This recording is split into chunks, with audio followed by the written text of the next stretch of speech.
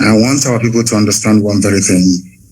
At the end of this very race, Biafra is going to emerge. It doesn't matter what anybody does. And to our African friends and brethren, I want them to also understand this.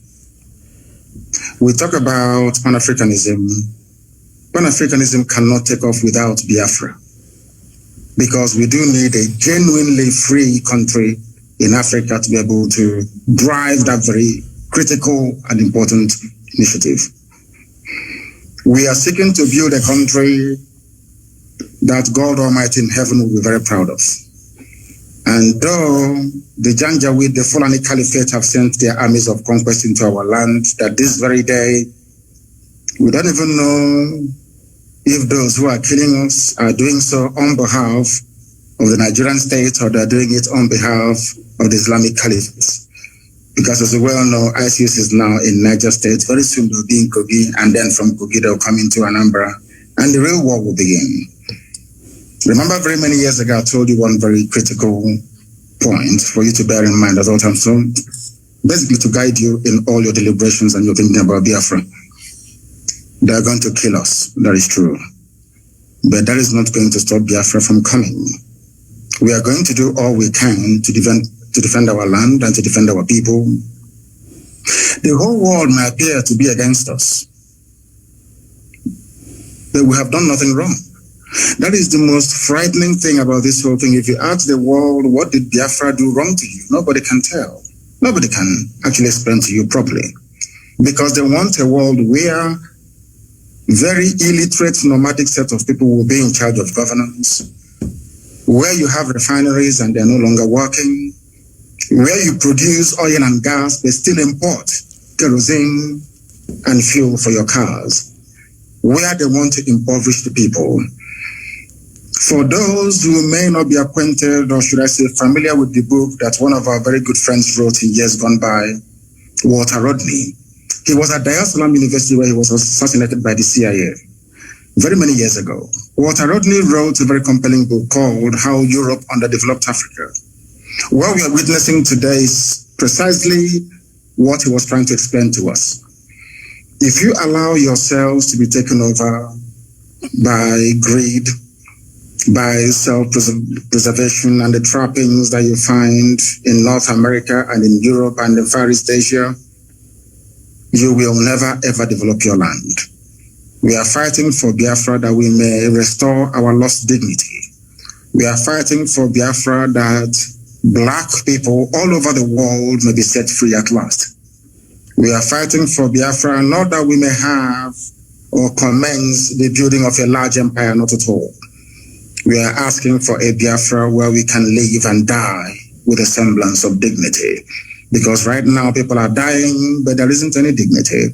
We must stand very tall and very strong, resist our enemies. That thing that we are thinking now that is impossible to accomplish very soon, you will say it. We must remain resilient. We must remain devoted. We must remain unflappable. We are not going to retreat, not one iota. If at the end of this race there is only one Biafran man and one Biafran woman left, may they continue to expand. They killed us, 5 million of us, after the war. After the war in 1970, we had lost 5 million people. But there we are still the largest ethnic bloc anywhere in the entire Nigeria. Because God is faithful.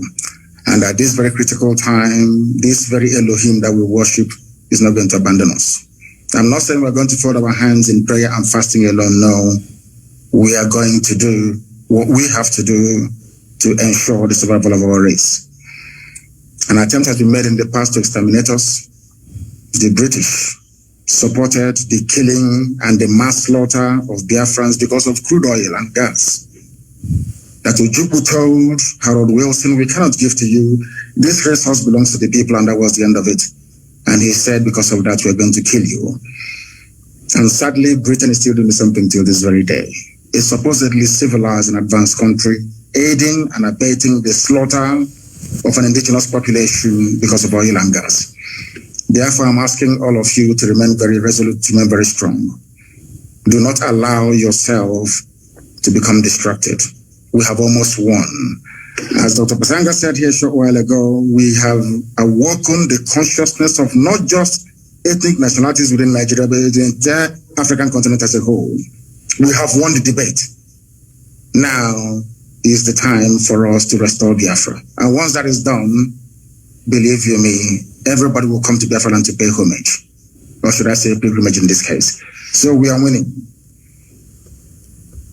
Many are dying, I know that to be true. A few days ago, we lost the mother of our very, very formidable barrister, Okorafo. But that's not going to stop us, because I know that they will kill us, we will kill them in the end. Biafra will come. And Biafra is very, very close.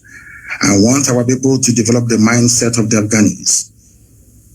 Never say die. There were a group of people called the Mau Mau in Kenya. There were a group of people called the Kumeko in our land. These are the two people that fought the British to a standstill. Go and ask anywhere. And the remnants, of course, of Benin Kingdom, we must acknowledge them because they also fought very gallantly as well. We did not fight because we didn't like the Bible that the white man brought to us or the whiskey that accompanied it. We fought because we are free people. The time has come for us to restore the kingdom of heaven upon the face of this earth. The time has come for Biafra to be reestablished. The time has come for Black Africa to be free. The time has come for every Black person, regardless of where you are in the world, to stand tall and to say, I am an African. Remain very strong, remain very resolute, and may Chukwu Kikabiyama be with you all. Thank you.